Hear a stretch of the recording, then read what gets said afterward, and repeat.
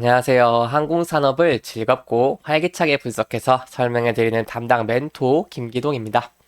오늘 알아볼 대한항공, 많은 분들이 매출액은 계속해서 증가하고 있는데 이 순이익은 언제쯤 좋아질 수 있을지 많이 궁금해하시는 기업인데요. 하지만 지금부터는 대한항공이라는 이 기업, 여러분들이 궁금해하시는 내용부터 해서 그 어떤 내용이든 대한민국에서 가장 깊이 있게 끝까지 추적하도록 할 테니까요. 제가 얼마나 파고드는지 직접 보시면서 진심으로 저와 함께 성장해 나갔으면 좋겠습니다. 오늘은 2023년의 마지막 개장일인데요. 이 연말 잘 보내시고 이 새해 복은 수익으로 받으시기를 기원하겠습니다. 저는 용돈 대신 이 구독, 좋아요 눌러주시면 정말 감사하겠습니다. 이번 시간에는 이 대한항공의 주가의 흐름이 어떤지에 대해서 간단하게 살펴보도록 하고요. 최근에 어떠한 이슈가 있었고 그 이슈가 대한항공에게 어떠한 영향을 줄 수 있을지 부분에 대해서 좀 자세하게 알아보는 시간을 가져보도록 하겠습니다. 어제는 대한항공이 좀 하락하면서 좀 안 좋은 모습을 보여줬지만 오늘은 조금 지지를 해주면서 상승은 0.85% 상승을 하는 모습을 보여주고 있고요. 오늘의 저가가 이 전날의 저가보다 하락하지 않는다면 이동평균선이 무너진 걸로 보지 않기 때문에 현재는 좀 이동평균선을 좀 지지해주고 있는 모습을 보여주고 있고요. 이 10일 이동평균선에서 이렇게 안착을 해서 좀 상승을 한다면은 좀 안정적인 상승을 기대해 볼 수 있겠고, 이 11선을 좀 이탈해서 하락한다고 하더라도 11선에서 조금 지지를 기대해 볼 수 있겠습니다. 하지만 이 최근에 좀 상승 추세를 본다면은 이 11선보다는 21선에서 지지를 받고 이렇게 움직이는 모습을 많이 보여주고 있기 때문에 21선의 지지를 받는지 여부를 파악을 하시고 21선 지지를 받고 상승을 한다면은 조금 안정적인 상승을 기대해 볼 수 있겠고요. 21선을 좀 이탈을 해준다면은 이 보유 비중을 좀 줄이시는 것도 안정적인 투자가 되지 않겠나라고 한번 생각을 해볼 수 있겠습니다. 자, 이번 시간에는 이 대한항공의 미주 동남아 여객이 좀 비중이 좀 줄었다고 하는데요. 이게 어떻게 된 일인지 조금 살펴보는 시간을 가져보도록 하겠습니다. 좀 쉽게 설명해 드리기 위해서 짤 하나 가져왔는데요. 제가 오늘 감기에 걸려서 조금 목소리 이런 점 좀 양해 좀 부탁드리겠습니다. 대한항공의 미주 동남아 여객 비중이 좀 급감을 했다고 하는데 이 이유에 대해서 좀 살펴보도록 하겠습니다. 보시면 이 노선별 매출 비중이 미주가 40%를 차지하면서 1위를 기록을 했고요. 지난 21년 3분기 55%였던 미주 전의 매출 비중이 48%로 좀 추가로 하락했습니다. 비교적 빠른 엔데믹을 맞았기 때문으로 보고 있고요. 이 전염병 특수로 이례적인 비중을 기록했던 미주 노선은 다른 노선의 수요 회복으로 코로나 이전 수준으로 회귀하고 있는 것으로 분석하고 있고, 실제로 지난 2017년과 19년 3분기 대한항공 노선별 매출 비중은 각각 28, 19, 28, 30% 수준이었습니다. 비슷한 이유로 유럽 노선 매출 비중은 지난해 3분기에서 올해 3분기 21% 크게 늘었고요. 그리고 이 미주와 비교해서 북항 속도가 늦었던 유럽은 올해 상반기에 들어서 정상화가 되기 시작했습니다.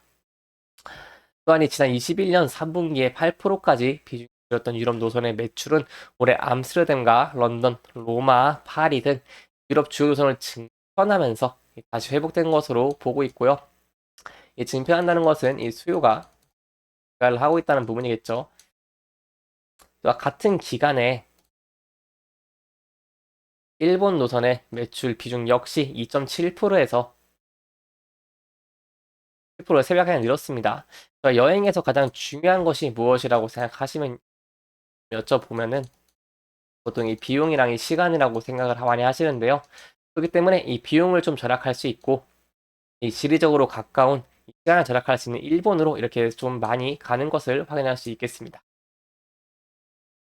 사실 보시면은 일본 노선 이용객은 186만 명으로 분석이 됐고요.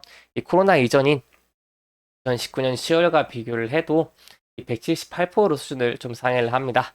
이 최근에 엔저 현상이 장기화되면서 남녀노소를 불문하고 일본을 찾는 관광이 증가를 하였습니다.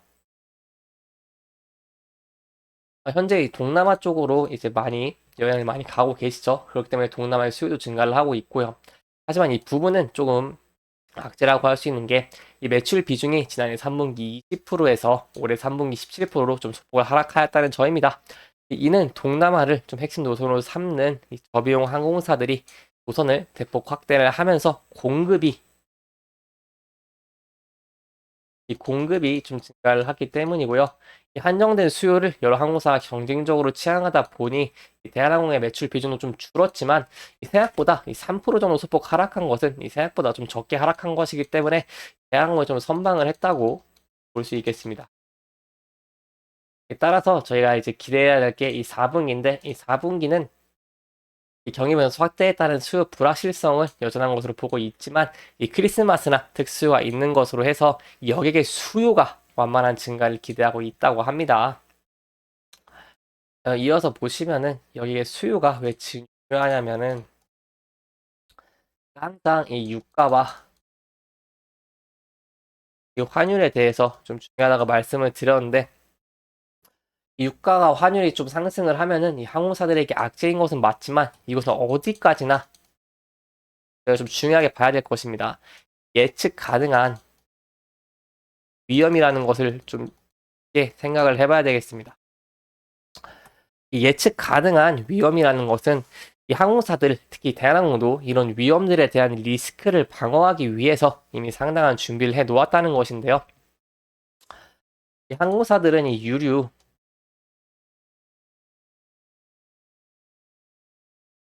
할증료 인상을 통해서 이 유가 상승분을 일정 부분 소비자에게 전가하는 시스템을 만들어 나가서 이 유가 부분도 어느 정도 좀 대비가 가능하고요. 또한 고환율 역시 이 환율 스와프 계약이나 통화선도 계약 등을 죄송합니다. 통해서 적극적으로 환율 리스크를 대응하고 있습니다. 따라서 좀 저희가 봐야 될 부분은 이 유가와 환율 부분도 중요하다고 할 수 있겠지만 제일 중요한 것은 수요라고 할 수 있겠습니다. 이 일례로 저희가 경험했지 않습니까? 이 절대로 흔들리지 않던 글로벌 항공사들도 이 코로나19로 이 항공에 대한 수요가 급감을 하자 좀 엄청난 위기를 맞이하는 것을 실제로 목격을 했습니다. 따라서 저희가 볼 수 있는 부분은 이 수요만 견고하다면은 결국 고환율, 고유가 등 부분에 대해서 이 충분히 대응을 할 수 있다는 것이고요. 그렇기 때문에 이 모든 리스크보다 이 수요가 가장 중요하다고 할 수 있겠습니다. 그래서 이 수요에 대해서 좀 또 새로운 기사가 나오거나 뉴스가 나오면 제가 설명해 드리도록 하고요. 현재는 좀 수요가 좋기 때문에 대한항공 주가도 그만큼 반응을 해주면서 상승 추세를 이렇게 이어가고 있는 것을 확인을 할 수 있습니다. 그렇기 때문에 현재는 제가 말씀드린 것처럼 이 21선 지지역을 좀 파악하고 좀 신중하게 접근을 하시는 게 좋을 것 같고요. 현재는 상승 추세를 변했고 많이 상승했기 때문에 잠깐의 조정이 나올 수도 있다는 부분 좀 기억하시면 좋겠습니다. 이렇게 이번 영상은 최근 이슈와 전체적인 흐름을 조금 짚어보면서 진행을 했고요. 이 해당 영상은 개인적인 의견이 많이 들어왔기 때문에 투자자분들의 주관적인 생각과 해당 내용을 토대로 현명한 선택을 하시면 좋을 것 같습니다. 이 영상 잘 보셨다면 좋아요와 구독 부탁드리고요. 이 해당 영상뿐만 아니라 대기업에서는 그 누구보다 열정적인 멘토들이 많으니까요. 우리 타 종목의 영상도 시청해 주시길 바라며 오늘 영상 마무리하도록 하겠습니다. 끝까지 시청해 주셔서 감사합니다.